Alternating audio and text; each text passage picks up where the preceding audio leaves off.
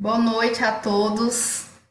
Vamos dar início à nossa live de hoje. Seja bem-vindo, Emerson.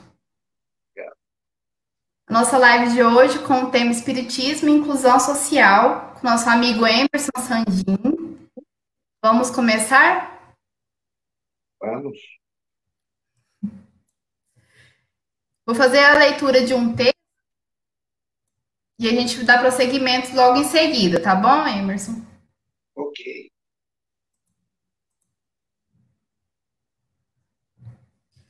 Sejam todos bem-vindos, então. O texto de hoje é uma mensagem de Emmanuel, psicografia de Chico Xavier, do livro Palavras da Vida Eterna. Acalma-te. A Deus tudo é possível. Jesus. Seja qual for a perturbação reinante, acalma-te e espera, fazendo o melhor que possas. Lembre-se de que Deus Supremo pede serenidade para exprimir-se com segurança. A terra que sustenta o lar é uma faixa de forças tranquilas. O fruto que te nutre representa o ano inteiro de trabalho silencioso da árvore generosa. Cada dia que se levanta é convite de Deus para que lhe atendamos a obra divina, em nosso próprio favor. Se te exasperas, não lhe assimilas o plano. Se te afeiçoas a gritaria, não lhe percebes a voz.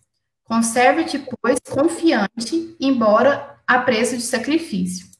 De certo, encontrarás ainda hoje corações envenenados que destilam irritação e desgosto, medo e fel. Ainda mesmo que te firam e apedrejem, aquieta-te e abençoa-os. Os desesperados tornarão a harmonia. Os doentes voltarão à saúde. Os loucos serão curados. Os ingratos despertarão. É a lei do Senhor que a luz domina a treva, sem ruído, sem violência.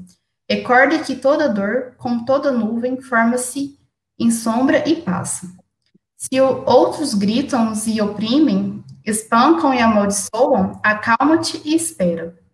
Não ouvides a palavra do Mestre, quando nos afirmou que a Deus tudo é possível, e garantindo teu próprio descanso, refugia-te em Deus. De Emmanuel. Emerson, Ok. palavra tua, fique à vontade. Irmãos, irmãs, boa noite. Para mim é sempre uma honra, um agradecimento profundo estar no grupo Espírita Leon Denis, estar hoje aí com a minha âncora do coração também, a Natália, que eu gosto muito. Quero cumprimentar a todos em nome de um grande amigo de longa data, Marco Antônio Breves, a quem eu tenho carinho, um amor muito grande. Foi quem me ensinou, basicamente, os primeiros passos e os passos do então no Espiritismo. O tema é o Espiritismo e a Inclusão Social, algo muito interessante para nós refletirmos. É um tema que talvez vai nos incomodar um pouco, e o intuito é esse mesmo, nos incomodar para que a gente veja as situações um pouco distintas do olhar que temos. Vamos lá, leia o item da introdução para nós, Natália, por gentileza. Vamos lá, então. Do trecho retirado do primeiro capítulo do livro A Gênese de Allan Kardec, item número 36. Com a reencarnação, desaparecem os preconceitos de raças e de castas, pois o mesmo espírito pode tornar a nascer rico ou pobre, capitalista ou proletário, chefe ou subordinado, livre ou escravo, homem ou mulher. Se, pois, a reencarnação funda numa lei da natureza o princípio da fraternidade universal, também funda a mesma lei o da igualdade dos direitos sociais e, por conseguinte, a da liberdade. Bom,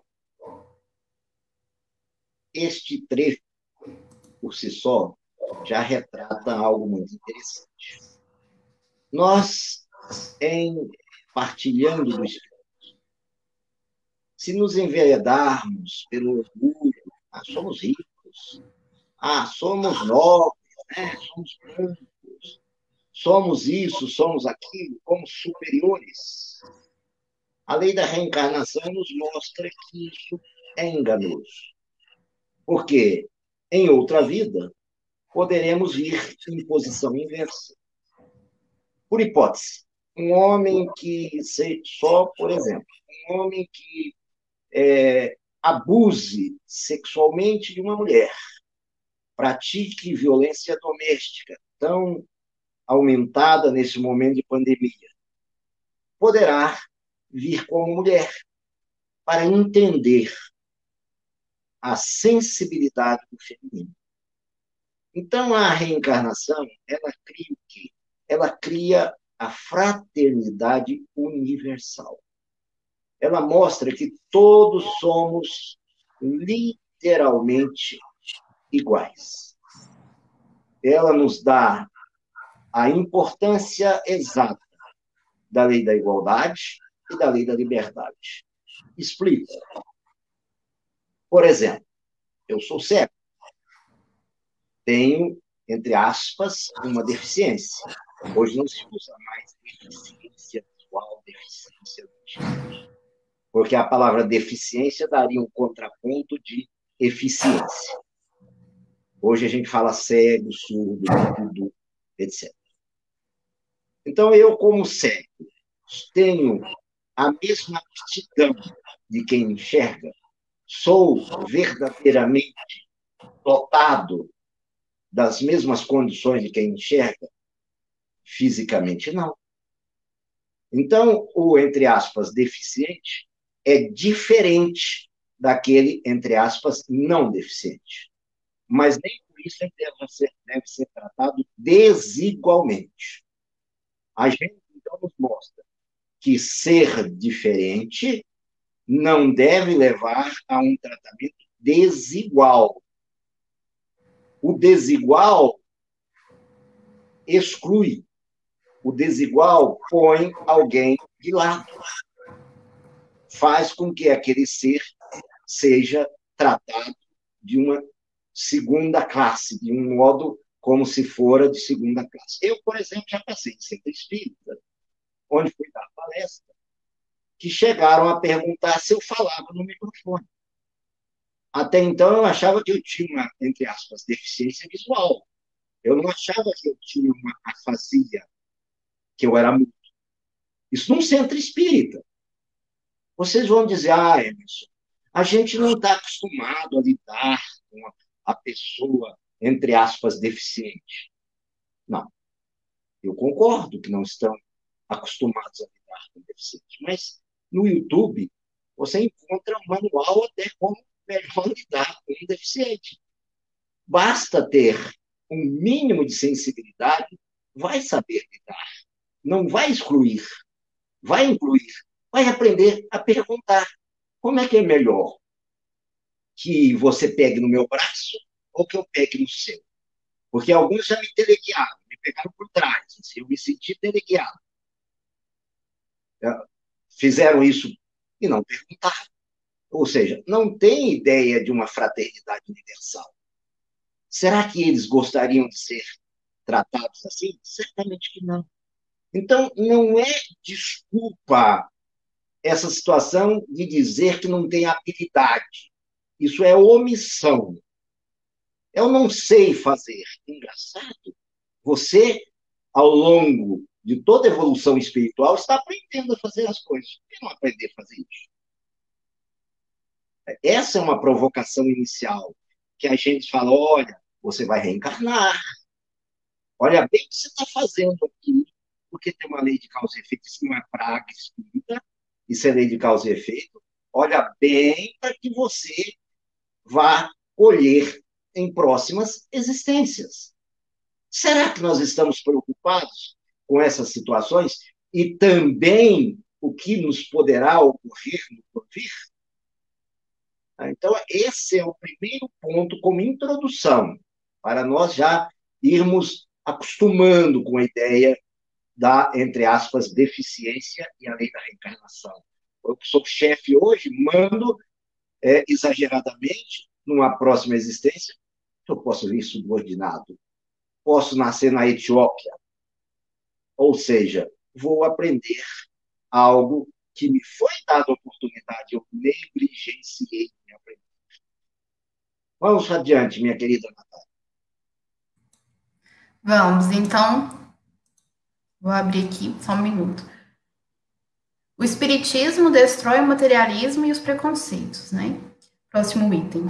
Na questão 799 do Livro dos Espíritos, Kardec pergunta aos espíritos: de que maneira pode o espiritismo contribuir para o progresso? Resposta dos espíritos: destruindo o materialismo, que é uma das chagas da sociedade. Ele faz com que os homens compreendam onde se encontram seus verdadeiros interesses. Deixando a vida futura de estar velada pela dúvida, o homem perceberá melhor que, por meio do presente, lhe é dado preparar seu futuro.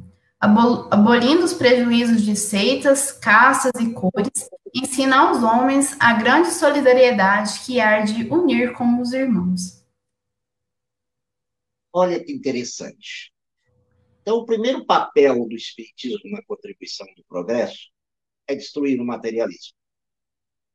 No momento em que a gente age com menos materialidade, nós já vamos entender o outro que esteja despido de condição análoga a nós. No momento em que nós entendemos isso, por exemplo, a gente não vai ter inveja daquele outro que tem o carro do ano e que tem algo que, em tese, seja superlativo, superior ao que temos. Nós vamos entender que tudo aqui é um empréstimo, temos o que merecemos e merecemos o que temos, e esse algo vai nos mostrar o que é verdadeiramente necessário para esse nosso percurso terrestre. Então, nós vamos olhar as pessoas como as pessoas verdadeiramente são. Olhar o interior, a essência, não a aparência. Porque nós vamos entender que a aparência muda, que a aparência perde foco. Mas a beleza da alma, essa é eterna. Então, este é o ponto que o Espiritismo nos convida, esse é o viés que o Espiritismo nos chama, para uma alteração de olhar. Com essa alteração de olhar, ele destrói novamente como está na gente. Ele destrói, o Espiritismo faz com que, nos deixando de ser materialistas, vamos destruindo os preconceitos. E como temos preconceitos? Estava eu, na terça-feira, fazendo um bate-papo, uma mocidade desse glorioso Gelde, a que nós estamos hoje. Eu disse a eles, com relação à pandemia, a coisa está preta. Quando eu acabei de ouvir a besteira que eu disse, eu pedi desculpa, envergonhado, né, e mostrei a eles o preconceito que eu estampava como o negativo é preto. Isso é muito interessante. É algo que, às vezes, nós usamos frases que são discriminatórias. E, às vezes, nós nem damos conta, por quê? Porque nós não estamos emocionalmente vigilantes com aquela frase. Eu tive a infelicidade de expressar um preconceito. E quantos hão dentro de mim que sequer eu os percebo? Esse é um ponto. Quantos preconceitos nós trazemos de raça, de cor, de religião? Olha, aquele lá age como um evangélico. E daí? Quem somos nós para julgar? Ah, do jeito que você está caminhando, você vai para um umbral. Quem somos nós para ter esse preconceito? E eu vou para alguma colônia imediatamente, por acaso? Eu tenho essa certeza? Eu não tenho.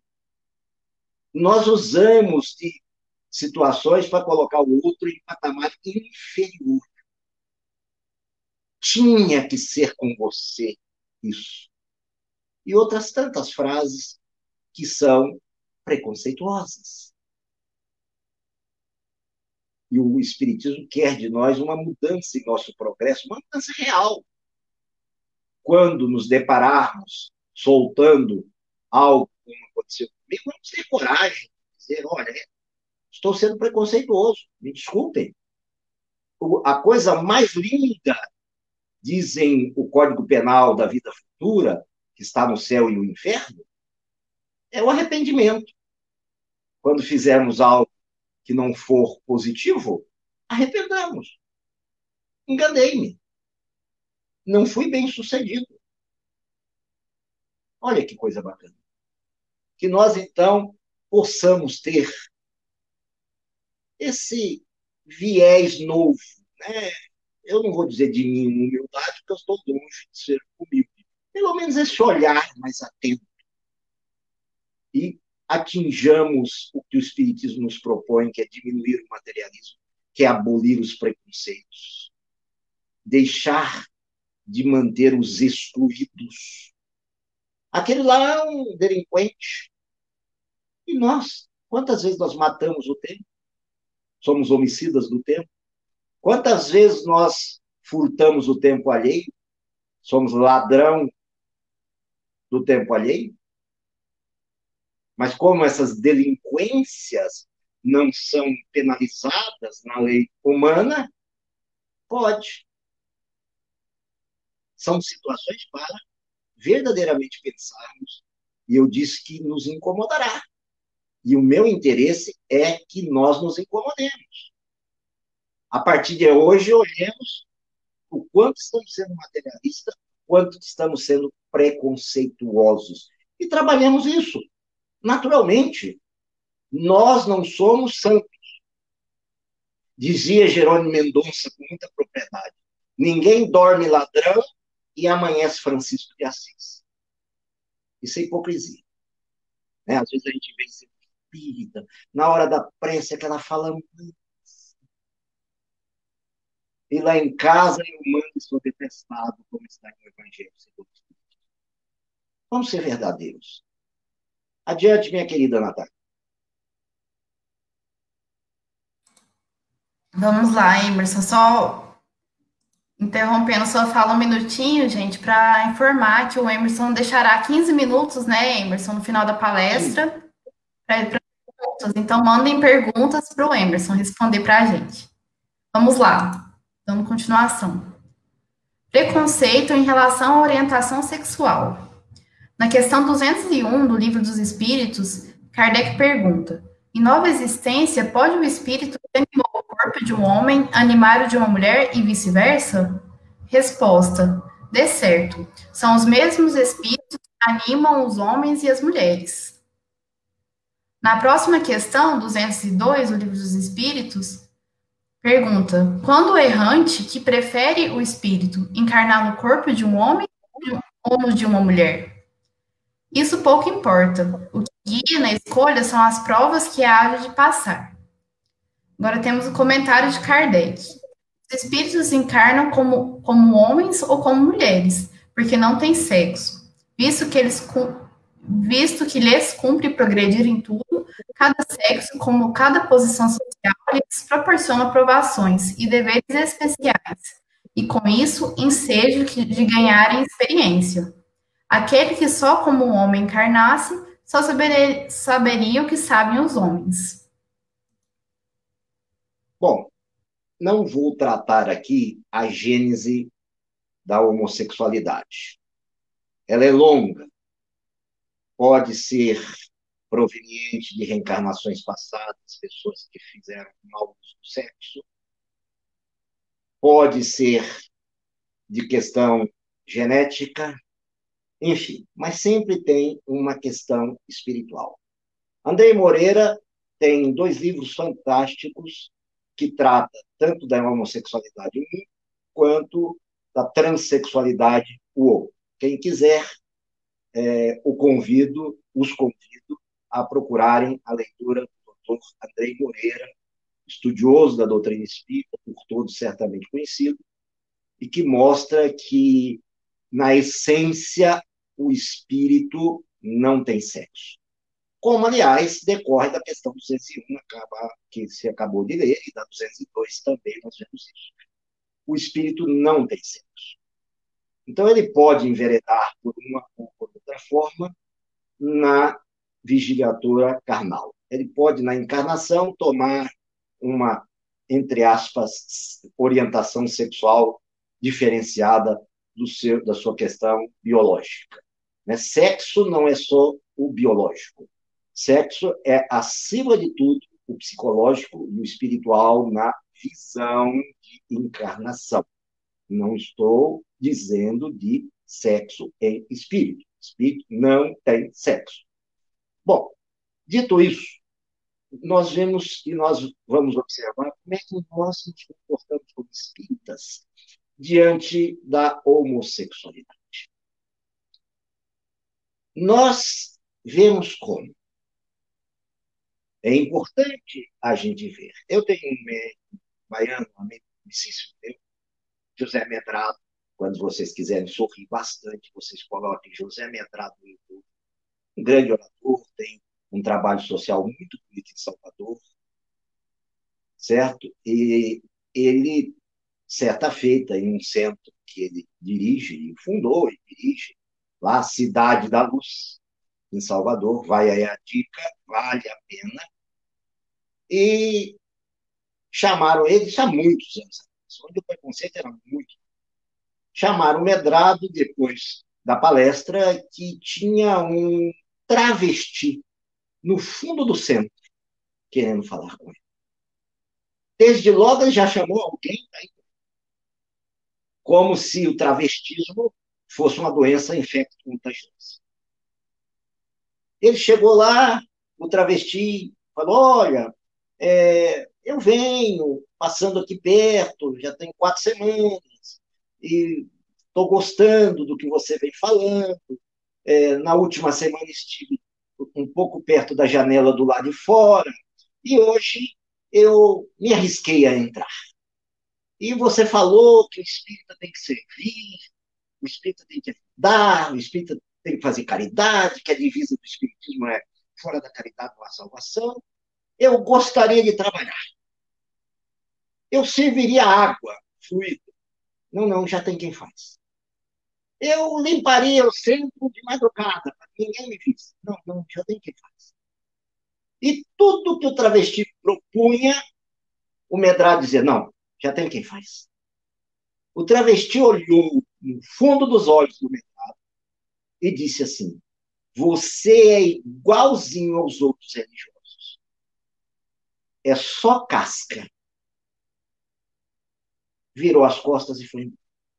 O tempo passou, cerca de 20 anos aproximadamente, diz Medrado, que ele está fazendo palestra, o Medrado, no mesmo centro, na mesma banca, teria aquele apresentador de TV, e ele vê, Medrado tem uma vidência extraordinária, e o Medrado vê uma série de espíritos, entre aspas, inferiores, adentrando no salão, e no final desses espíritos, quem os conduzia eram então travestis. Os conduzia para que esses espíritos ouvissem a pregação, ouvissem a palestra. O travesti olhou bem no fundo dos olhos do Medrado e disse: agora você não me impede de trabalhar. Quantos de nós não somos, entre aspas, medrados da vida? Quando alguém, no campo da homossexualidade, se abeira de nós, será que nós temos a tranquilidade de darmos a mão para esse ser, abraçar esse ser como nós abraçamos o suposto heterossexual que nos acompanha? É algo para nós pensarmos. Eu disse que esse bate-papo é para incomodar. A partir de agora, vamos passar em revista como é que estamos com relação ao preconceito na orientação sexual. Tá? É importante isso. Certa feita, eu fui a um centro dar uma palestra, não foi no estado de Minas, graças a Deus. Fui a um centro da palestra, o presidente do centro me chamou assim, sabe, quase como uma conversa fraterna, disse, nossa, vai ser alguma coisa profunda. Ele disse assim, você notou que nós temos um homossexual? É, parece que a homossexualidade é um câncer, sabe? Primeiro ele falou umas 3 vezes, eu disse, mas ele não era gato. Eu disse, notei, nós estamos com uma dificuldade muito grande, meu irmão. Qual é? A gente pode deixá-lo dar passe ou não? Mas você tem algum problema assim para dar passe? Não, mas ele é homossexual. Eu disse, e você, como heterossexual, será que não pensa no campo do sexo talvez mais desviadamente do que ele? Você tem tranquilidade para me dizer que a sua sexualidade está mais tranquila dentro de si do que a dele? Será que cada vez que passa um homem, cobiça um homem, como talvez, hipoteticamente, quem sabe, quando passar uma mulher perto de você, você olhasse assim, com desejos felinos? Se você se achar superior a ele, atire a primeira pedra. Nunca mais voltei ao centro espírita. Não sei por quê. Tá? Se não gostou da minha opinião, se o dirigente desencarnou, estou brincando. Se hoje é presidido pelo homossexual, também estou brincando. Talvez não tenha agradado muito. Talvez o que ele quisesse era um diálogo de exclusão. Certa feita, eu estava em uma reunião cujo nome detesto, que é de desobsessão, para mim devia ser um diálogo fraterno entre os dois planos. Tem histórias macabras sobre desobsessão. E bateu à porta, desesperadamente. E eu não ia abrir, né, um espírita purista. A desobsessão é desobsessão. Alguém pode chegar aqui, hora dessa, né? Eu pensando nos desencarnados, encarnados não tem alma, né? Aí um espírito me disse assim, que estava à mesa, me disse assim, conduzindo os trabalhos, me disse assim, você é da inclusão ou da exclusão? Eu abri a porta. Pus a moça para dentro e disse, olha, você vai ver um punhado de coisa aí, mas você não se assuste, não. Fica lá bem no fundinho, tranquilinha. No final eu converso com você. Hoje ela é a presidente da casa espírita em que ela bateu na porta. Eu fui fazer uma palestra nessa casa espírita há cerca de uns 2 anos. Fui recebida por ela. Foi um choro só de ambos. Será que a exclusão nós não tiramos, às vezes, a possibilidade de exclusão de alguém, além da nossa própria? Não é que eu seja bom, não. Se o espírito não tivesse, ô, companheiro, acorda, né? A coisa teria sido outra. Muito bem. Vamos adiante, Natalice. Quanto que temos que aprender ainda, hein, Emerson? Vamos seguindo aqui. Você ficou impressionada já, Natália? Já está assim, já está mexendo com você? Já mexeu, ixi, desde o início. Vamos lá. Ao item Jesus e a conduta com os diferentes. Texto de Caibar Schutel, do livro Parábolas e Ensinos de Jesus. Jesus não se esquivava das prostitutas e dos homens de má vida.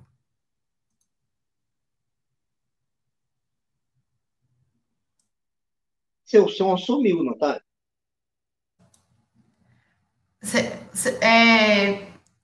Você conseguiu ouvir a parte do Jesus não se esquivava. Caibar? Vou ler novamente, então.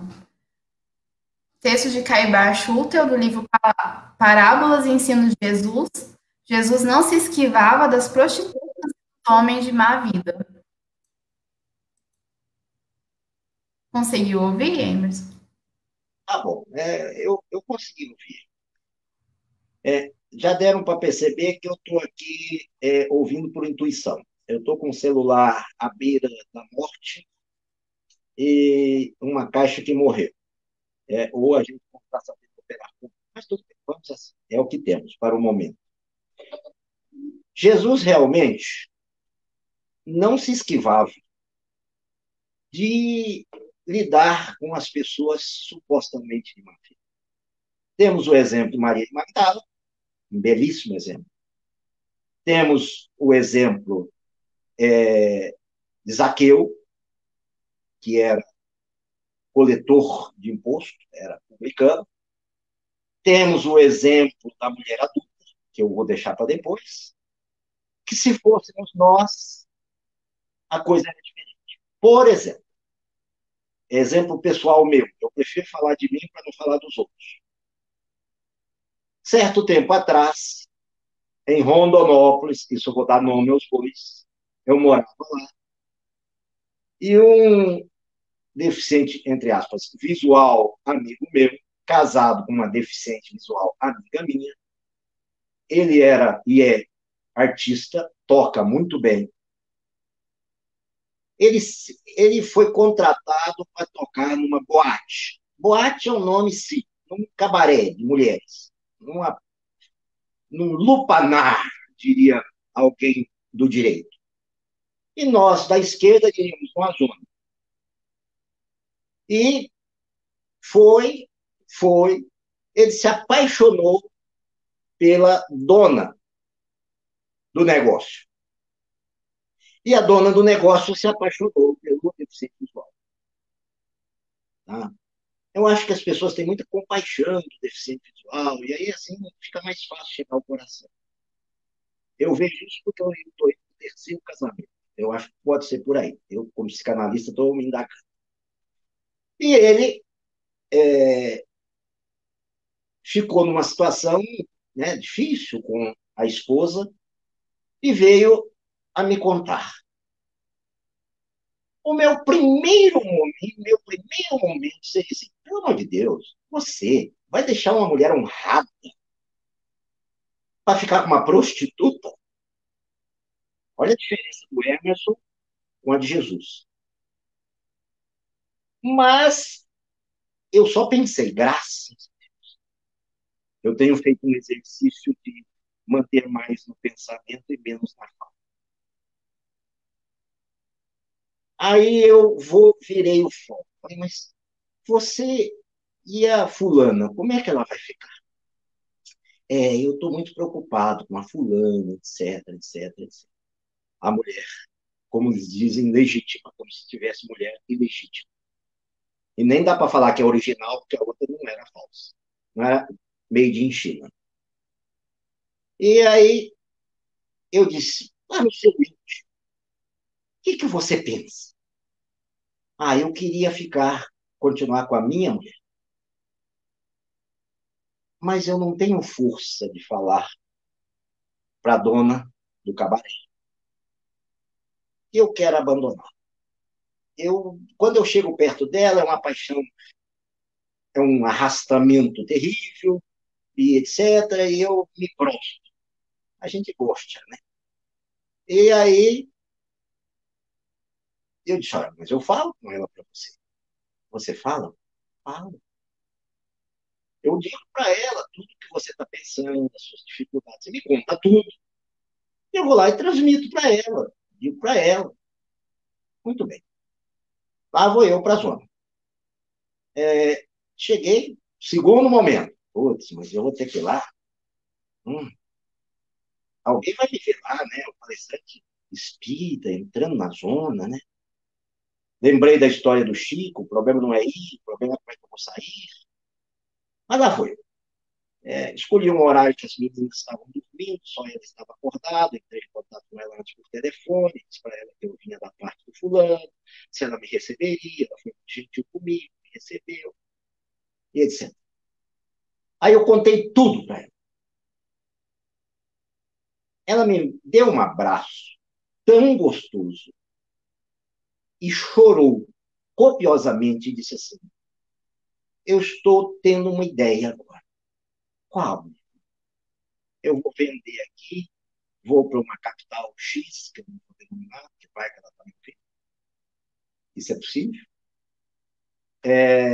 Vou para uma capital X, vou cuidar dos meus familiares de lá. Vendeu, me avisou e se foi. Eu fui até ao aeroporto despedir-me dela. Que mulher! Que ser humano encantador! Eu era muito e sou muito mais prostituído do que ela. Às vezes a gente se julga puritano. Cuidado. Como dizia Durait, um irmão nosso que o Breves conhece muito. Maria Amélia, se estiver aí, também conhece muito, e alguns outros também conhecem. Cuidado para não coarmos mosca e bebermos elefante. Muito cuidado. Sabe? É algo para se pensar. A conduta de Jesus deve ser um modelo para nós. Como ele tratava com seres, é como nós devemos tratar com seres que a gente diz que são prostituídos. Quanto nós estamos interessados em que eles saiam da prostituição. Mas saiam verdadeiramente, não expulsos de lá. Quanto de prostituição ainda há dentro de nós? Que horas são, minha querida? São 8h09. Quanto? 29. Ah, tá. Eu tenho quanto tempo? 9 minutos. Tá ruim Oi? seu áudio. 8h09. Eu tenho quanto? Mais ou menos 20 minutos. Ah, então tá bom. Mas se eu der 20 minutos, depois eu não deixo os 15 para o pessoal perguntar, deixo? Pode ficar à vontade, Emerson. Isso é Pode por conta da Natália. Então, falar e pode continuar normal sua fala, pode ficar tranquilo. tá bom.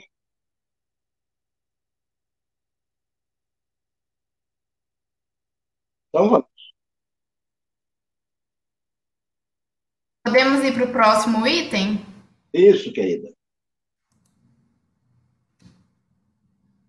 Preconceitos com jovens e idosos. Do texto retirado do livro Boa Nova, de Humberto de Campos, psicografado por Chico Xavier, temos o seguinte trecho.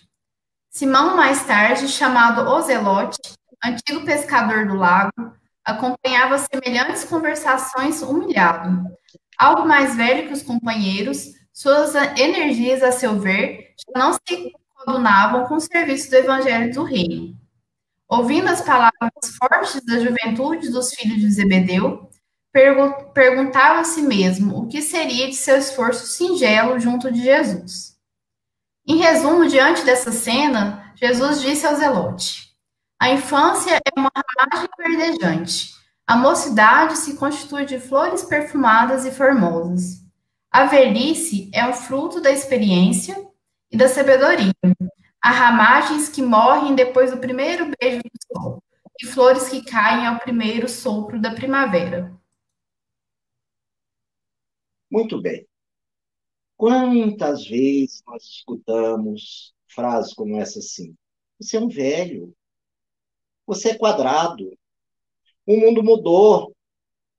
Você não está observando isso, não está observando aquilo. Quantas vezes nós somos preconceituosos com os idosos, inutilizamos os idosos, não escutamos as experiências dos idosos? Tudo bem, eles já não enxergam como outrora, ótimo.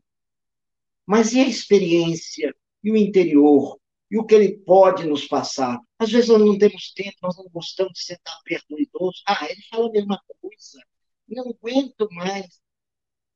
Quantas vezes nós, quando crianças, falamos a mesma coisa para ele, para o nosso pai?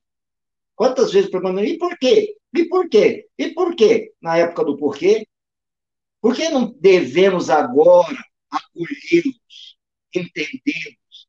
Quantos põem os pais no quarto dos fundos, o preconceito para de vir o amigo jantar, o juiz, o desembargador, o auditor, ainda que aposentado, isso aqui eu estou provocando o Marcos. O Marcos jamais faria isso. Ele é um exemplo para mim, e eu disse isso para ele hoje, pelo WhatsApp.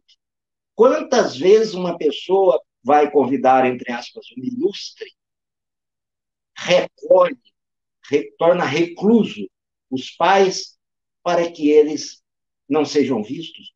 Quantos pais, quantos filhos existem, por exemplo, que não deixam os pais comerem na mesa junto com outras pessoas porque eles derramam? Olha o preconceito. E a gente vê isso. E vê isso com facilidade. Ah, aquele sujeito que está assomando a tribuna lá é da madureza espírita. Mas e daí? Quanta experiência ele trouxe? Alguns conceitos talvez tenham que ser remodelados, mas e daí? Vamos aproveitar, reter o que é bom, diria Paulo. E quantos preconceitos nós temos dos jovens? Ah, jovem não dá conta de nada. Jovem é isso. Daniel Gervásio, nosso presidente da AME, fala algo que me é muito interessante. Ele diz assim que nós não deixamos, não é que na casa espírita não tem jovem. De modo geral, nós não deixamos o jovem entrar na casa espírita. Se o jovem chegar agora, nós vamos botar uma cidade aqui, nós vamos fazer uma bateria. A bateria vai desarmonizar o ambiente. Ah, isso aqui vai desarmonizar o ambiente. Ah, se o espírito não der conta de harmonizar o ambiente, não é legal, vamos ser ateu. Ah, o que harmoniza ou desarmoniza o ambiente está no campo das emoções, dos sentimentos. A alegria de uma juventude num centro espírita vitaliza o centro espírita, porque tem certos centros espíritas que você entra para dar palestra e você não sabe se você está entrando numa casa de velório, né? Só falta ver a urna mortuária, o ataúde, ou se aquilo realmente é alguma coisa. Ninguém fala com ninguém, assim, quando você chega por uma noite. Tudo bem. Não, ninguém fala com ninguém, porque lá silêncio é prece. É a frase mais mentirosa que tem. Por quê? Quem garante que eu estando com a boca fechada, eu estou em prece e eu não estou pensando mil coisas, não estou arquitetando, às vezes, até um crime? Eu não conheço nenhum ladrão que vem gritando na rua: sou ladrão, vou roubar a sua casa. Ele vem em silêncio.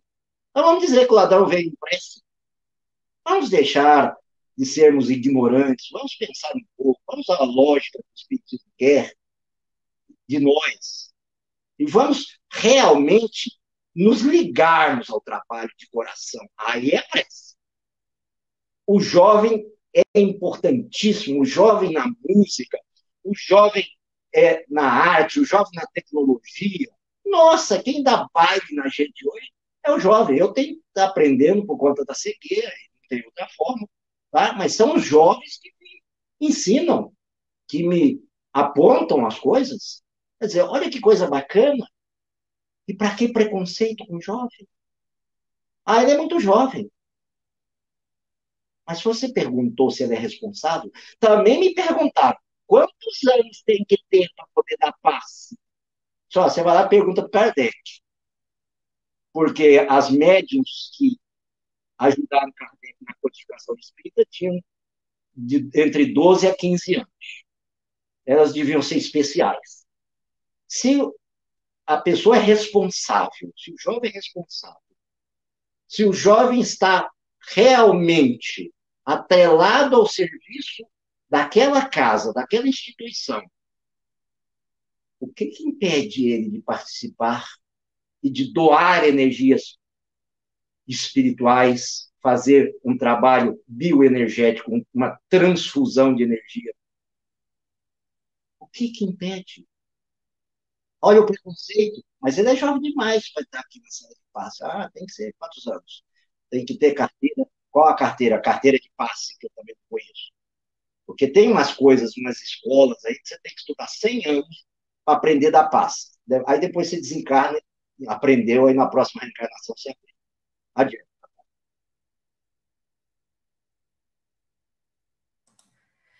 Emerson, tem alguns amigos seus que estão assistindo a palestra.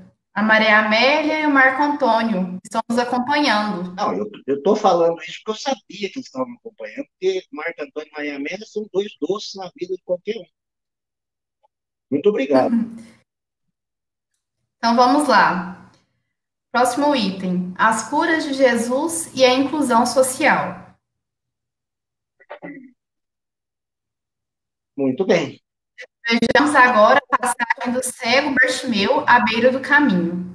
Depois foram para Jericó. E saindo ele de Jericó com seus discípulos e uma grande multidão, Bartimeu, o cego, filho de Timeu, estava assentado junto do caminho mendigando. E ouvindo que era Jesus de Nazaré, começou a clamar e a dizer: Jesus, filho de Davi, tem misericórdia de mim. E muitos o repreendiam para que se calasse. Mas ele clamava cada vez mais: Filho de Davi, tem misericórdia de mim. E Jesus, parando, disse que o chamassem e chamaram o cego, dizendo-lhe: Tem bom ânimo, levanta-te, que ele te chama. E ele, lançando de si a sua capa, levantou-se e foi ter com Jesus. E Jesus, falando, disse-lhe: Que queres que te faça? E o cego lhe disse: Mestre, que eu tenha visto. E Jesus lhe disse: Vai, a tua fé te salvou. Ouviu e seguiu a Jesus pelo caminho. Mensagem de Marcos, capítulo 10, versículos 46 a 52. Essa mensagem, essa passagem bíblica é muito interessante, porque dá para ser analisada psicologicamente, em primeiro lugar. O deficiente se sente à margem da sociedade. Por quê? A tendência da sociedade é, como falamos, eliminar o deficiente do caminho. É pô-lo à margem do caminho. Olha que interessante. Nós sempre ignoramos, em regra, o deficiente. A gente prefere passar, né, fazer de conta que não viu e outras coisas mais. E ele também, o deficiente, se não tiver uma autoestima melhorada, ele se põe à margem do caminho. Ele não se sente à altura de fazer alguma coisa. Ah, eu sou inútil, vou mendigar, vou ficar com migalhas, que é outra forma da gente observar. As migalhas me bastam. Eu não vou sair a trabalhar, eu sou cego. Enquanto nós sabemos que qualquer que seja, entre aspas, a deficiência, podemos trabalhar sim. Não tem por que não trabalharmos. Dias atrás recebi um vídeo de um cego que ele toca a fazendinha dele sozinho. De madrugada ele sai com pau e vai e puxa, e pega as vacas para tirar o leite, tira o leite, e, sabe? E vai. E diz o entrevistador: Você não tem medo de cobra? Não, pisei em umas aí, eu pego esse pau, jogo elas para longe. Eu disse para mim mesmo, vendo esse deficiente: eu sou um cego, então. Ah, quando eu fui reencarnar, falei: Você vai ser cego, eu quero tecnologia. Tem? Tem. Ah, então tá bom. Eu não quero ficar meio de cobra, não. Nasci no Pantanal. Deus me livre, esse negócio aqui tem cobra demais, me leva para cidade. Eu, eu já nasci. Vocês veem aí, Marco Antônio, como seu amigo é realmente Nutella, tá? E esse moço mostrando o quanto ele pode levar sozinho. Eu conheço uma cega que ela costura, que ela cozinha, que ela lava roupa, que ela toca naturalmente a casa. Então, ou a sociedade põe à margem e nós acomodamos isso, ou nós até gostamos disso porque dá um ganho secundário em psicologia. Está sendo legal, está todo mundo assim me vendo nessa condição de cego, ou surdo, ou mudo. E nós, às vezes, temos talentos, outros somos, entre aspas, eficientes, somos, entre aspas, normais, e também somos Bartimeus. Fulano, por que você não desenvolve esse seu talento? Ah, não dá certo. Ah, eu não dou conta. Joana de Anjos tem uma frase brilhante no livro Plenitude, que ao invés de dizer eu não dou conta, ela diga eu não quero. Então, quanto de Bartimeus nós temos também? É importante. A capa, porque naquele tempo tinha que pedir uma autorização, tá, para a autoridade competente para mendigar, né? Então, a capa era essa autorização. Mas tem um ponto interessante, ele teve que gritar, Jesus, Jesus, Jesus, para quê? Para realmente ser visto. Ele queria.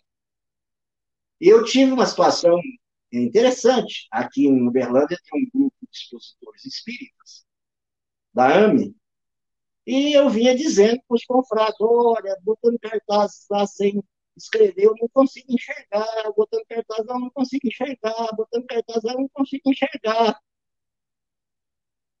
Na terceira vez eu disse assim, já que esse grupo é superlativo, eu sou inferior, estou saindo do grupo. Uma hora depois o Daniel Gervásio estava me ligando. Emerson, o que precisa fazer para você voltar para o grupo? Mas pô, legenda nos cartazes. Nisso, determinada pessoa disse, você está bem lembrado. Eu nem falei nada. Deixa para lá. Eu só sou cego. Se eu falar, ainda vou falar, você é estúpido. Quer dizer, deixa eu só ser cego. Então, se hoje nós temos uma inclusão nesse grupo de palestrantes espíritas, eu tive que gritar. E olhem que somos palestrantes espíritas. Quer dizer, todos nós que nos dizemos espíritas, que estamos hoje aqui olhando todas as obras, tudo com base em obra fundamental, calcada em obra básica, se estamos vendo isso, não estávamos fazendo um bom uso do espírito, não. Eu falo isso com tranquilidade, porque quem me livrar, me livrou, e o problema de quem me livrar, o estômago que vai ter problema é o dele, não é o meu. Eu vou dormir bem, obrigado. Então fica aí para nós, às vezes, nós temos que ter cuidado para não termos rótulos. Rótulos disso, rótulos daquilo outro, e deixarmos passar os elefantes voando, antes disso, as moscas. E quando ele chega, a hora que vem buscá-los, tem os puxa-sacos. Isso é interessante. Sempre tem os puxa-sacos de deficiente. Tem de bom ânimo. Mas por que eles falaram que tem de bom ânimo não foi buscá-lo antes? Levar Jesus? A hora que ele gritou Jesus, Jesus tem que parar para atender. Já pararam para pensar? Quantas vezes a gente não vai atrás daquele necessitado? Misérias ocultas que está no Evangelho segundo o Espírito. Por que nós não vamos atrás das misérias ocultas? Porque nós gostamos é de ser vistos. Nós gostamos é de holofotes. Marco, meu querido Marco, está aí, ele faz uma interpretação belíssima. Dai a mão direita sem que a esquerda veja, né? Com relação a sentimento e a coração, que nunca mais eu esqueci. Façai com que a emoção da direita realmente faça algo sem que a racionalidade da esquerda impeça ou tome situação negativa disso. E aí Jesus usa daquele seu argumento de sempre, né? Que queres que eu faça? Eu quero enxergar, então vai, etc, etc. Olha o caso em que Jesus pega um excluído da sociedade e o inclui na sociedade. Né? Fora outros casos, eu peguei esse como emblemático, assim, até porque eu me sinto partilheiro. Para mim, a minha vida é muito parecida com o partilheiro. Eu tomo um cuidado danado para não ir para a margem. Toda hora eu estou saindo da margem e no meio da estrada ainda, que é melhor ser atropelado do que ficar na omissão. Esse é o ponto que eu gostaria. Que horas são? Estou ficando preocupado. Emerson, já tem 54 minutos de palestra. Bom, vou parar a palestra por agora. A Natália deve ter que ainda tinha mais uns vídeos, mas eu vou ficar devendo. Tá? Esse centro me empolgou muito, é muito gostoso estar com vocês. Vou deixar aí o tempo que a Natália, que agora é para a Natália cronometrar aí, para eventual questionamento, tá? Mas ficou aí pontos para pensar. Emerson, temos uma pergunta. Se você quiser, fica à vontade também. Ah, Posso já não, ler? tem. Então vamos à pergunta, então. Só um minuto. Gente, eu estou dando 6 minutos para a espiritualidade, senão depois me cobra. A mensagem, a pergunta é da Helva Ser. Boa noite a todos. Excelente, querido mestre e amigo Emerson. Venha questionar. Venha questionar. São as pessoas que precisam ser incluídas, que são diferentes, ou são ou nossos olhares para elas que são diferentes? Repete para mim, que o som está horroroso. Eu já entendi que é da Helva, a Helva é minha amiga querida, tudo que ela falou ali é por conta da amizade. Agora vamos à pergunta especificamente que eu vou tentar entender aqui. Tudo bem, vamos lá. São as pessoas que precisam ser incluídas, que são diferentes, ou nossos olhares para elas que são diferentes? Pergunta de psicóloga, né? Ela é uma eminente psicóloga, tá? Ela é uma pessoa, além de tudo, uma pessoa adorável. Eu acho que nossos olhares que inclui ou exclui. O olhar, num viés psicanalítico, é aquilo que disseca o ser, é aquilo que atravessa o humano. Como se fosse uma flecha, o olhar para nós psicanalistas atravessa toda a constituição do ser. Então, no momento que nós começamos a nomear negativamente parte, uma ou outra, ou seres de outros seres, aí nasce a discriminação. Então, está no nosso olhar. Jesus fala muito bem disso quando ele diz assim: por que olhas o cisco que está no olho do teu irmão e não a trave que está no teu?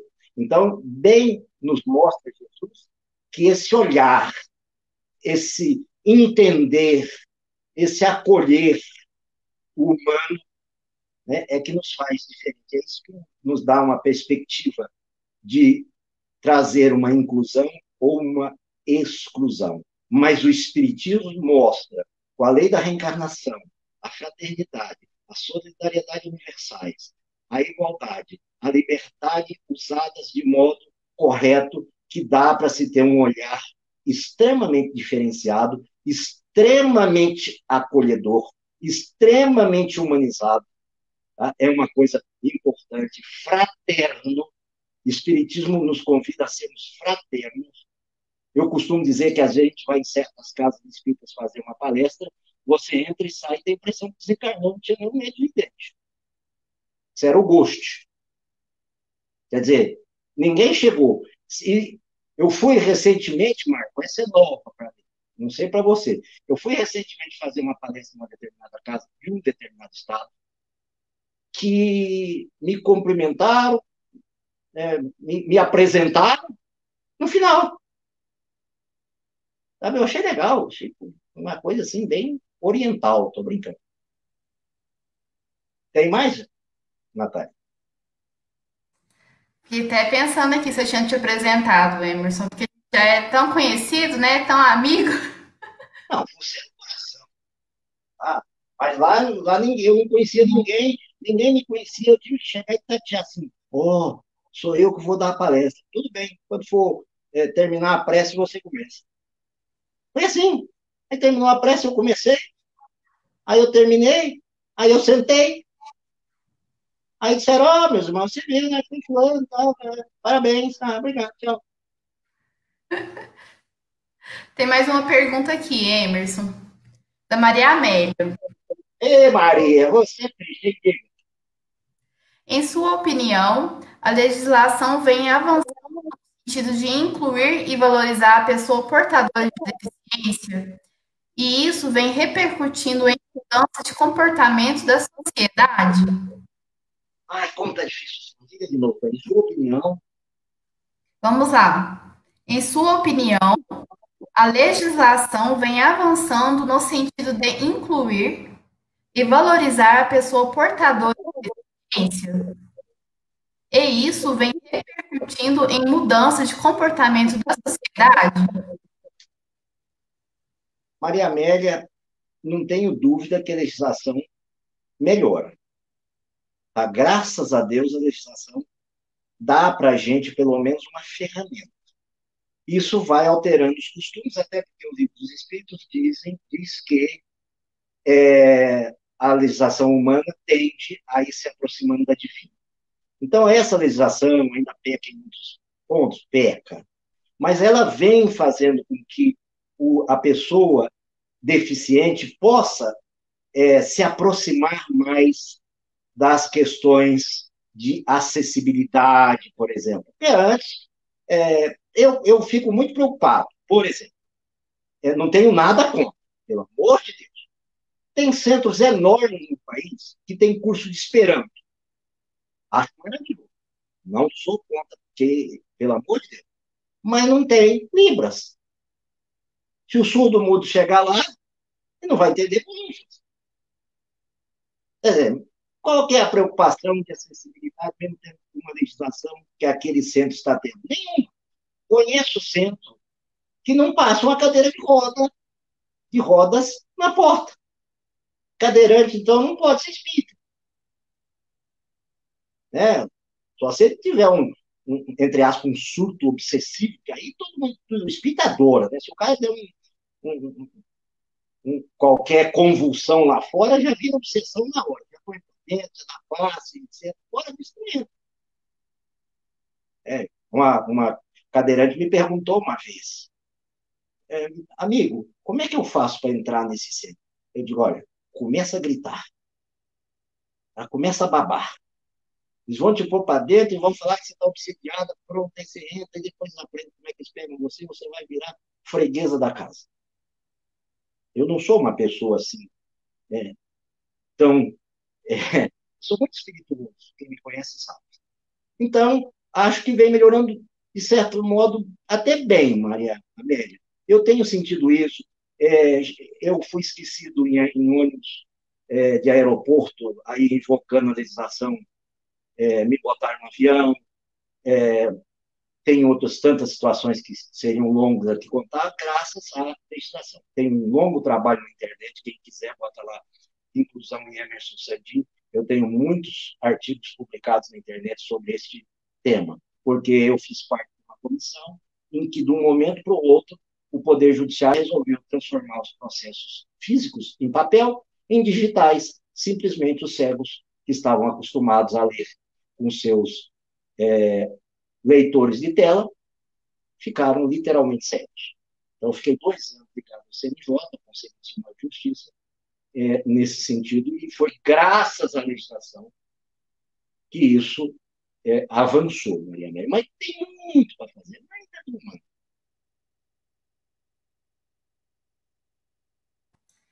Tem mais uma pergunta, Emerson? Tem mais duas perguntas, na verdade. Nós vamos ser despedidos, né, tá? Tô brincando, vai lá. Não, o chefe autorizou. Tá bom. Eu vou ver se eu vou conseguir ler o nome. É um amigo que ele está assistindo lá do Japão. Matheus Perim. Ele pediu para mandar um abraço para eles. Matheus, meu amigo Matheus no Japão. Coisa boa, abração. Vamos lá, a pergunta dele. Doutor Emerson, temos observado uma grande quantidade de irmãos espíritas defendendo teses moralmente contraditórias em âmbito social e político. Um exemplo disso foi um exemplo disso foi a ampla participação de espíritas em defesa de políticos alinhados com interesses da indústria das armas e da pena de morte. Qual sua avaliação sobre isso? Pergunta interessante, Matheus. Tinha que ser sua. Eu acho o seguinte: não só no Espiritismo, como em qualquer outro segmento filosófico, entre aspas, religioso, porque eu não gosto muito de chamar o Espiritismo de religião, eu prefiro entender o Espiritismo como gerando uma consequência ético-moral, né? Mas tudo bem, Kardec, em 1868, chamou o Espiritismo de religião, então vamos para o mestre. Todo âmbito filosófico e religioso Atrás, por isso que eu falei, não basta rotular-se de espírito. Para nós verdadeiramente sermos espíritas, nós temos que ter preocupação inegável, por exemplo, com a vida. A vida é o bem fundamental. A vida é algo que propicia a evolução. Nós fomos planejados para encarnar, estamos aqui passando por um percurso, depois vamos para o mundo espiritual, voltaremos aqui. Então, a vida física é um patrimônio intangível. Tá? Tudo que atenta contra a vida, atenta contra uma lei natural que está na terceira parte do livro dos Espíritos, contra uma lei moral. Se atenta contra uma lei moral, gera infelicidade. Questão 614 do livro dos Espíritos. O que é a lei moral ou divina? Né? É a lei natural, tal. Se afastar dela, tem a infelicidade. Então, tudo aquilo que atente contra a vida, tudo aquilo que atente contra a liberdade, tudo aquilo que atente contra a igualdade, atenta contra a parte terceira do livro dos Espíritos. Então, nós temos que ficar muito observadores a esse ângulo. Sejamos espíritas, não sejamos espíritas, mas nós espíritas olhemos o livro terceiro. Vamos nos guiar ali. Isso aqui atenta contra a lei da sociedade? Atenta. Bom, então não vou por aí. Isso aqui atenta contra a lei do trabalho? Atenta. Então não vou por aí. Isso aqui, quer dizer, nós temos que observar essas situações. Não pode passar despercebido. Nós, espíritas, temos digamos, uma responsabilidade muito maior. Aqui muito é dado, muito será pedido. A melhor tradução da vida é pedido, não é cobrado. Tá? Então, muito será pedido. Então, vamos olhar com atenção. Vamos olhar. Olha, estão legalizando o aborto, cuidado com isso. Olha, estão fazendo, descriminalizando o uso das drogas. Isso faz mal à saúde. Né? A saúde está umbilicalmente atrelada à vida, etc. Isso atenta ao livro terceiro, atenta. Então, vamos nos posicionar. Doutora saudosa, doutora Marlene Nobre, foi quem se posicionou grandemente sobre esses temas, quando encarnado, hoje Vênia também está fazendo, e outros tantos. Quer dizer, minha opinião é não atentarmos em nossas condutas contra a parte terceira do Livro dos Espíritos. Grande abraço, Matheus. Boa estada no Japão aí. Tá? Bom dia aí para você. Emerson, vamos à última pergunta? Vamos.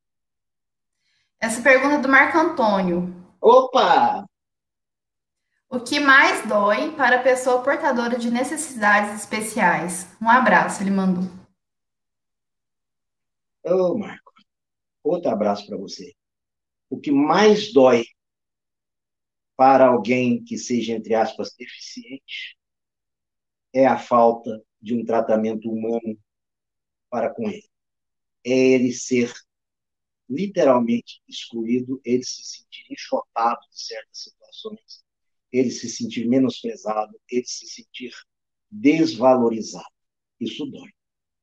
Dói muito quando, às vezes, eu vou dar uma palestra em locais solenes da área do direito, você percebe que o cerimonialista faz de tudo para que você seja a última peça a se sentar à mesa, né? Para como se você fosse de cristal ali, para que sua passagem não dá maior tempo para você, você termina a palestra nesses locais mais nobres, já vem o cerimonialista e fala para você, vamos? Você não pode nem abraçar ninguém que está do lado, tá? Você realmente é um robô. Isso dói, Marco Antônio. E o que mais fortalece a um deficiente visual é ter fortes e grandes amigos, como você, Maria Amélia, dentre outros, mas você sabe que você tem um lugar especial no meu coração. Um grande abraço.